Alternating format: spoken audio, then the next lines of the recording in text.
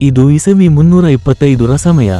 ಭಾರತದ ಉತ್ತರ ಭಾಗದಲ್ಲಿ ನಂದವಂಶ ಶಕ್ತಿಶಾಲಿಯಾಗಿ ಆಳುತ್ತಿತ್ತು. ಮಹಾಪದ್ಮ ನಂದನ ನಂತರ ಧನನಂದ ಎಂಬ ಕ್ರೂರ ಅಹಂಕಾರಿ ರಾಜನ ರಾಜ್ಯವಾಗಿತ್ತು.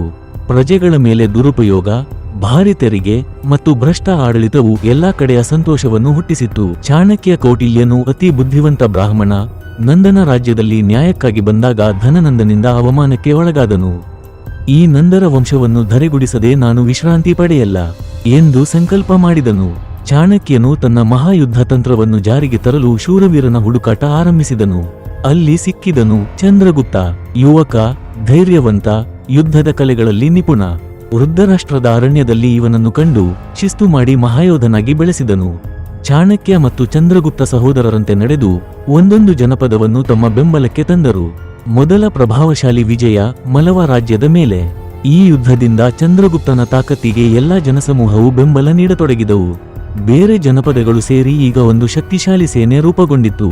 ಚಾಣಕ್ಯನು ತಂತ್ರ ರೂಪಿಸಿದನು, ನಂದನ ರಾಜಧಾನಿ ಪಟಲಿಪುತ್ರವನ್ನು ಆವರಿಸಲು.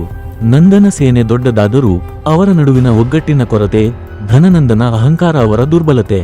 ಪಾಟಲಿಪುತ್ರ ಯುದ್ಧ 2 ದಿನಗಳ ಕಾಲ ನಡೆಯಿತು. ಮೊದಲ ದಿನ ಚಂದ್ರಗುಪ್ತನು ತಂತ್ರ ಪ್ರಯೋಗದಿಂದ ನಂದ ಸೇನೆಯ ಮಧ್ಯಭಾಗವನ್ನು ಕತ್ತರಿಸಿದನು. 2ನೇ ದಿನ ಅವನು ನಂದನ ಅರಮನೆಗೆ ನುಗ್ಗಿದ. ಚಂದ್ರಗುಪ್ತನ ಶೂರತೆಯನ್ನು ಕಂಡು ನಂದ ಸೇನೆಯ ಭಾಗವೇ ಅವನಿಗೆ ಶರಣಾದವು. ಧನನಂದನು ಶರಣಾಗಿ ಅರಮನೆ ಬಿಟ್ಟು ಓಡಿದನು. ಚಾಣಕ್ಯನು ಚಂದ್ರಗುಪ್ತನ ತಲೆಗೆ ಕಟ್ಟಿ ಕೊಟ್ಟನು ಚಕ್ರವೃತ್ತಿಯ ಮುಕ್ತ ಮಹತ್ವ. ಇಡೀ ಜನತೆ ಹುಷಾರಾಗಿ ಮೌರ್ಯ ಮೌರ್ಯ ಎಂದು ಘೋಷಿಸಿದಳು. ಮೌರ್ಯ ಸಾಮ್ರಾಜ್ಯ ಆರಂಭವಾಯಿತು.